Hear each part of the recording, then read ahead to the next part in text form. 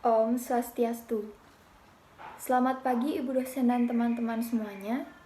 Perkenalkan, nama saya Nimade Ayu Kertiwi Kantari dengan NIM P071341200028 dari kelas A, Program Studi Diploma 3 Jurusan Teknologi Laboratorium Medis. Sebelumnya, terima kasih atas kesempatan yang telah diberikan kepada saya.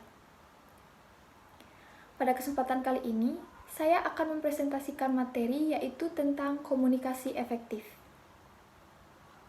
Pengertian komunikasi. Komunikasi adalah suatu aktivitas penyampaian informasi, baik itu pesan, ide, gagasan, dari satu pihak ke pihak lainnya yang dilakukan secara langsung maupun tidak langsung. Pada umumnya, komunikasi dilakukan secara lisan atau verbal yang dapat dimengerti oleh kedua belah pihak. Selanjutnya yaitu pengertian komunikasi efektif.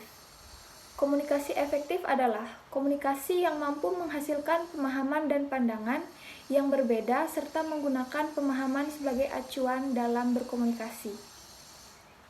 Komunikasi efektif memungkinkan seseorang dapat saling bertukar informasi, ide, kepercayaan, dan sikap antara dua orang atau kelompok yang hasilnya sesuai dengan harapan.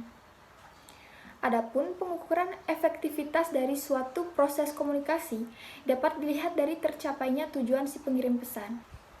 Selanjutnya yaitu tujuan komunikasi efektif. Tujuan komunikasi efektif yaitu memberi kemudahan dalam memahami informasi yang disampaikan antara pemberi informasi dan penerima informasi, sehingga tercipta feedback yang baik antara pemberi dan penerima pesan secara lebih jelas dan lengkap. Selanjutnya yaitu unsur-unsur komunikasi. Unsur komunikasi yang pertama yaitu sumber. Sumber sebagai salah satu unsur dalam unsur-unsur komunikasi adalah dasar yang digunakan dalam penyampaian pesan dan digunakan dalam rangka memperkuat pesan yang hendak disampaikan. Sumber yang dimaksud dapat diartikan dalam berbagai bentuk berupa orang, lembaga, buku, dan dokumen. Unsur yang kedua yaitu komunikator. Komunikator adalah pengirim yang mengirim pesan kepada komunikan dengan menggunakan media tertentu. Unsur yang ketiga yaitu komunikan. Komunikan adalah penerima yang menerima pesan dari komunikator, kemudian memahami, menerjemahkan, dan memberi respon. Unsur yang keempat yaitu media. Media merupakan saluran yang digunakan untuk menyampaikan pesan sebagai sarana berkomunikasi. Media dapat berupa bahasa verbal maupun non-verbal. Wujudnya dapat berupa ucapan, tulisan, gambar, bahasa tubuh, bahasa mesin, sandi, dan masih banyak contoh yang lainnya. Unsur yang kelima yaitu pesan. Isi komunikasi berupa pesan yang disampaikan oleh komunikator kepada komunikan.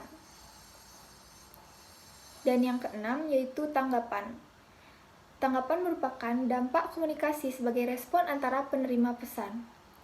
Tanggapan diimplementasikan dalam bentuk umpan balik atau tindakan sesuai dengan pesan yang diterima. Selanjutnya yaitu fungsi komunikasi efektif. Fungsi yang pertama yaitu fungsi informasi untuk memberitahukan sesuatu berupa informasi atau pesan kepada pihak tertentu dengan maksud agar komunikan dapat memahaminya. Yang kedua yaitu fungsi ekspresi.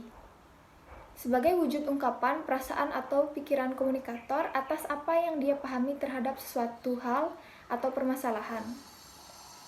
Yang ketiga yaitu fungsi kontrol, yaitu untuk menghindari terjadinya sesuatu yang tidak diinginkan dengan memberi pesan berupa perintah, peringatan, penilaian, dan masih banyak contoh yang lainnya.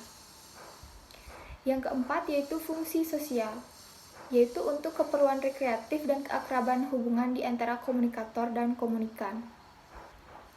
Yang kelima yaitu fungsi ekonomi, yaitu untuk keperluan transaksi usaha yang berkaitan dengan finansial, barang, dan jasa.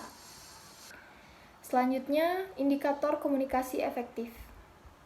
Yang pertama yaitu pemahaman. Pemahaman merupakan suatu kemampuan memahami pesan secara cermat, sebagaimana yang disampaikan oleh komunikator. Dalam hal ini, Komunikan dikatakan efektif apabila mampu memahami secara tepat. Sedangkan komunikator dikatakan efektif apabila berhasil menyampaikan pesan secara cermat. Yang kedua yaitu kesenangan. Apabila proses komunikasi itu selain berhasil menyampaikan informasi, juga dapat berlangsung dalam suasana yang menyenangkan kedua belah pihak. Sebenarnya, tujuan berkomunikasi tidaklah sekedar transaksi pesan, akan tetapi dimaksudkan pula untuk saling interaksi secara menyenangkan untuk memupuk hubungan insani. Yang ketiga yaitu pengaruh pada sikap. Apabila seseorang komunikan setelah menerima pesan kemudian sikapnya berubah sesuai dengan makna pesan itu, dalam berbagai situasi kita berusaha mempengaruhi sikap orang lain dan berusaha agar orang lain bersikap positif sesuai keinginan kita. Yang keempat, hubungan yang makin baik. Bahwa dalam proses komunikasi yang efektif secara tidak sengaja meningkatkan kadar hubungan interpersonal. Contohnya, di perkantoran seringkali terjadi komunikasi yang dilakukan bukan untuk menyampaikan informasi atau mempengaruhi sikap semata, tetapi kadang-kadang terdapat maksud implisit di sebaliknya, yakni untuk membina hubungan yang baik. Dan yang terakhir yaitu prinsip dasar komunikasi efektif. Prinsip yang pertama yaitu respect. Hukum pertama yang terpenting dalam komunikasi yang efektif adalah sikap menghargai setiap individu yang jadi tujuan pesan yang kita sampaikan. Yang kedua, empati. Empati merupakan kemampuan kita untuk menempatkan diri sendiri pada situasi atau kondisi orang lain. Yang ketiga, audible. Audible berarti pesan yang kita sampaikan dapat diterima oleh penerima pesan. Yang keempat, clarity. Clarity dapat diartikan keterbukaan. Dalam berkomunikasi, kita perlu bersikap terbuka sehingga dapat menimbulkan rasa percaya dari penerima pesan. Yang kelima yaitu humble. Hukum kelima dalam membangun komunikasi efektif adalah sikap humble atau rendah hati. Sikap ini ada kaitannya dengan hukum pertama yaitu membangun rasa menghargai pada orang lain. Baik, sekian presentasi dari saya. Saya ucapkan terima kasih atas perhatiannya. Saya mohon maaf bila ada salah kata. Saya tutup dengan Paramusanti. Om Santi Santi Santi Om.